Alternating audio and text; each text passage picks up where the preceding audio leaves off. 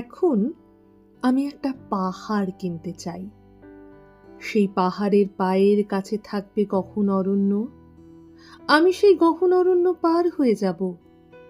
তারপর শুধু রুক্ষ কঠিন পাহাড়, একেবারে চূড়ায় মাথার খুব কাছে আকাশ, নিচে বিপুলা পৃথিবী, চরাচরে তীব্র নির্জনতা।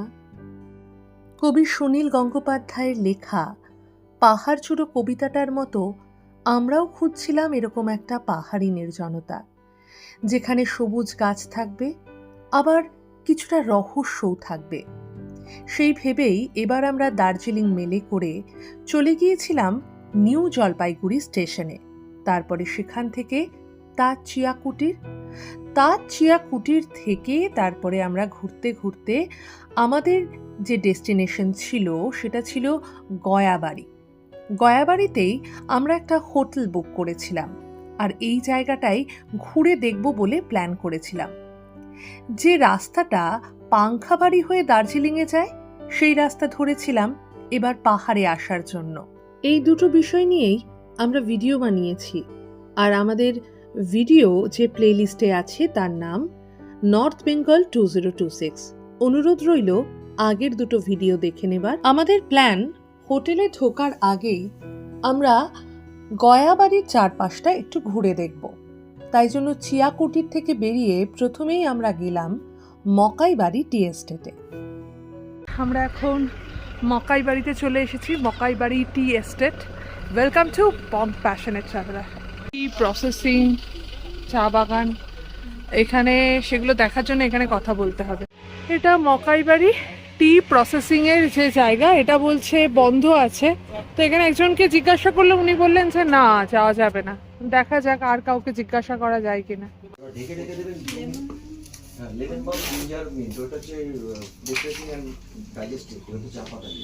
চা পরীক্ষা করছে। সেকেন্ড ফ্ল্যাশটা নেই তাহলে। অমিত এখানে সেকেন্ড ফ্ল্যাশ নিয়ে নিল মকাইবাড়ি। আমি যদিও খুব একটা ব্ল্যাক টি, মানে খুব একটা কি আমার একদমই ভালো লাগে না, কিন্তু দার্জিলিং টিটা আমার মানে ভালো লাগে, মানে ঠিকঠাক আর কি। আর অমিত হলো প্রচণ্ড দার্জিলিং টি এর ভক্ত আর কি। তো এবার একটুখানি এক্সপ্লেন করি। 4টে সিজনে আমাদের দার্জিলিংয়ে চা হয়, যেখানে আসামে 5টা সিজন হয়। এখানে বলছে সামার, মনসুন, স্প্রিং আর অটাম। অটামটা বলছে নাকি খুব মিষ্টি হয়, ওদেরও বলছে যে এখন অটাম যে ফ্লাশটা সেটা হলো অ্যাভেলেবেল নেই আর কি এখানে। তো আমরা এখান থেকে সামার ফ্ল্যাশটা, মানে সেকেন্ড ফ্ল্যাশটা নিলাম। এমনিতে 385 টাকা বোধ হয় আর কি, 100 গ্রামের দাম। অল্প নিলেই হয়ে যায়। উনি বললেন টি স্পুন যেটা আর কি, সেই স্পুনে নিয়ে আর কি এটা ভেজাতে হবে, ওই বয়েল করে নিয়ে দেন দিয়ে দিতে হবে চাটা আর কি। এরম আমি তোমার চা এরমভাবেই করি। আমরা এখন মকাইবাড়িতে আছি, আর মকাইবাড়ি থেকে কার্শিয়াং বলছে 2.5 কিলোমিটার। কার্শিয়াং হয়ে দার্জিলিং যাওয়ার পথে অনেকেই মার্গারেট ডেকে কিন্তু চা খেয়ে থাকে। মার্গারেট ডেকের আমাদের একটা ডেডিকেটেড ভিডিও আছে, চাইলে তোমরা বা আপনারা দেখে নিতে পারেন। এখান থেকে মার্গারেট ডেক মোটামুটি 5 থেকে 6 কিলোমিটার পথ, আর আমরা এখন ঢুকে পড়েছি কার্শিয়াং শহরের মধ্যে। আমরা কার্শিয়াং সিটির মধ্যে দিয়ে আছি, আর কেন জানি না এটা সিমলার সঙ্গে আমার অনেকটা মিল লাগছে। কার্শিয়াং হলো টয় ট্রেন স্টেশন, এইখানেই রামকৃষ্ণ মিশন আছে। সিটিতে এসেছি তো এরকম একটা ট্রাফিক আমরা পেরোচ্ছি, জ্যাম নেই বিশেষ, কিন্তু এরকম ট্রাফিক আছে। কি লুকোচুরি খেলছে। আমরা এই কার্শিয়াং শহরটাকে ফোনে ধরতে চাইছি, কিন্তু পাহাড়ের বাঁকে বাঁকে ও যেন হারিয়ে যাচ্ছে। একটা রৌদ্রোজ্জ্বল পাহাড়ি সকালবেলা আমরা কাটাচ্ছি আর কি। ও ভাই, চশমাও পরে নিয়েছে, রোদ চশমা। তো আমরা এখানে একটা ভিউ পয়েন্টে এসেছি, বগনভিলিয়াতে যাব। তো তার আগে ভাবলাম একবার এই ভিউ পয়েন্টটা দেখে যাই। আমাদের এই যে এখানে যে ড্রাইভার দাদা উনি বললেন গিদি ভিউ পয়েন্ট, তো আমরা এখানটায় যাই। সিঁড়ি দিয়ে খানিকটা উঠেই এই ভিউ পয়েন্টটা, আর এখান থেকেই পুরো শহরটাকে দুর্দান্ত দেখাচ্ছে। অদ্ভুতভাবে এখানে একটা পাহাড়ি গান চলছিল, আর সেটা শুনতে বেশ লাগছিল। কপিরাইটের ভয়ে সেই গানটা দিতে পারলাম না, কিন্তু আমার মনে হয় এখানকার পরিবেশ নির্জনতা দিয়েই বোঝানো যায়।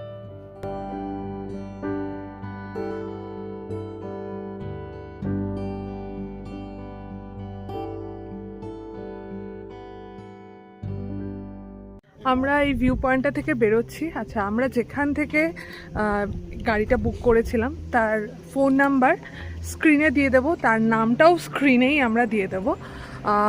এমনিতে ওখান থেকে ইনস্ট্যান্ট গাড়ি পাওয়া যায়, কিন্তু আমরা যেহেতু আর কি ভেবেছিলাম যে কয়েকটা জায়গা ঘুরবো আর কি, তো সেই জন্য আমরা এখান থেকে বুক করলাম।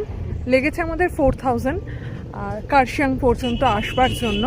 তো যাই হোক, এইটাই হলো তোমাদেরকে বলবার মতন ব্যাপার। কি ভালো লাগছে রাস্তাটা, বেশ রোদ, আর একটা মানে সাধারণ ব্লেজারই হয়ে যাচ্ছে, মানে একদমই ঠান্ডা। যেমন হলো তাজে গিয়ে বেশ একটু ঠান্ডা ঠান্ডা লাগছিল, এখানে কিন্তু সেরকম ঠান্ডা লাগছে না। এই যে আমরা ভিউ পয়েন্টটা এসেছিলাম, এখানে সামনেই হলো নেতাজি মিউজিয়াম। চলে এসেছি আমরা গয়াবাড়ি টয় ট্রেন স্টেশনে। যদিও এখন টয় ট্রেনের পরিষেবা এখানে বন্ধ আছে, তবে 6 বছর বন্ধ থাকবার পর ফের শুরু হতে চলেছে শিলিগুড়ি জংশন থেকে গয়াবাড়ি পর্যন্ত টয় ট্রেন পরিষেবা। এর নাম দেওয়া হয়েছে জঙ্গল সাফারি। মহানন্দা অভয়ারণ্যের ভিতর দিয়ে চলবে দার্জিলিং হিমালয়ান রেলওয়ের টয় ট্রেন। সপ্তাহে 2 দিন, শনিবার এবং রবিবার ট্রেন সকাল 10টায় শিলিগুড়ি জংশন স্টেশন থেকে চালু হবে।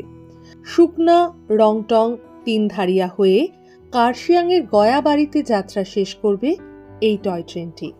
যখন ম্যাপটা দেখছিলাম তখন দেখছিলাম গয়াবাড়ি টয় ট্রেন যে স্টেশনটা আছে সেটা 1 কিলোমিটারের মধ্যে। তো আমি আর অমিত আলোচনা করছিলাম যে তাহলে এক কাজ করব, তখন আমরা খাওয়া দাওয়ার পরে একটুখানি বেরোবো, তখন এটা দেখব। তো যাই হোক, যাওয়ার পথেই স্টেশনটা দেখে নিলাম। এবার কিন্তু আমরা আসলে যেহেতু দার্জিলিং ঢুকিনি, এখনো ট্রেন দেখতে পাইনি। এই দেখো, কিউটিজরা রেগে যাচ্ছে। আমরা এখন ঢুকছি আমাদের আজকের আস্তানায়, আর এই আস্তানা নিয়ে একটা ডিটেল ভ্লগ হবে। আজকের ভ্লগটা আসার পরে পরবর্তী ভ্লগই হবে আমাদের কার্শিয়াংয়ের এই আস্তানাটা নিয়ে। খেয়েছি, আমরা একটু হাঁটতে বেরিয়েছি। এই দিকটা থেকে তো আমরা এসেছি, দেখতে দেখতেই এলাম কি আছে। আমরা ভাবছি এই দিকটা যাই, একটুখানি কি আছে একবার দেখি। চারপাশটা একটু ঘুরে না দেখলে ঠিক জায়গাটা সম্পর্কে বোঝা যায় না আর কি, কেমন জায়গাটা। তো আমরা একটু এগোচ্ছি। এইখানে একটা সুন্দর হোমস্টে আছে, অর্কিড হোমস্টে। হোমস্টে আর রেস্টুরেন্ট দুটোই, ছোটোখাটো এগুলো স্টেশনারি দোকান আর কি। এই যে ব্যাস, একে আদর করছে, উনিও চলে এলেন আদর খাওয়ার জন্য। এরা এখন খেলাধুলো করছে। আমরা যে রাস্তাটা দিয়ে হাঁটছিলাম তার নিচেই দেখলাম পরিত্যক্ত রেলপথ। অনেক আগে এখান দিয়ে টয় ট্রেন যেত, এখন আর যায় না। তবে ভবিষ্যতেও যাওয়ার সম্ভাবনা বেশ কম, কারণ গয়াবাড়ি হলো সেই জঙ্গল সাফারির লাস্ট স্টেশন। ওই দিকের পাহাড়ে না রোদ পড়েছে, আর এবার আস্তে আস্তে ঠান্ডাটা বেশ জাঁকিয়ে পড়ছে। এখানে সুন্দর একটা বসার জায়গা, রক। আর আবার আমরা একটা লোকালয়ে চলে এসেছি।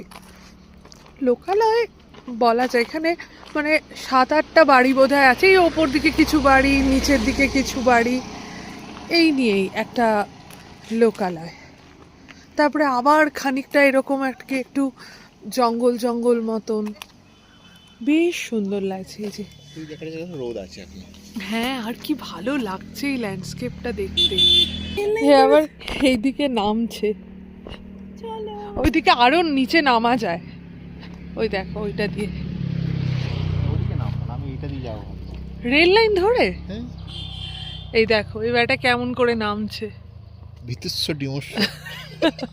তোমাদেরকে যে জঙ্গল সাফারি ট্রেনটার কথা বলছিলাম, যেটা শিলিগুড়ি থেকে গয়াবাড়ি আসবে, সেটা শিলিগুড়ি থেকে সকাল 10টায় ছাড়বে আর গয়াবাড়িতে এসে পৌঁছবে দুপুর 11টায়। আবার ডাউন ট্রেনটি গয়াবাড়ি থেকে ছাড়বে দুপুর 2:45 আর শিলিগুড়িতে গিয়ে পৌঁছবে বিকেল 5:55। আমরা এই যে এই রাস্তাটা দিয়ে হাঁটছি, দূরে দেখতে পাচ্ছি এটা একটা লোকালয়। তো আমি তো বলছি চলো নিচে নামবে। রাস্তাটা বড্ড খারাপ, আবার লোকজন এখান দিয়ে ওঠানামা করে কি করে? নিচে যাওয়ার এইটা হলো রাস্তা। ই বাবা, কি ভ্যালি!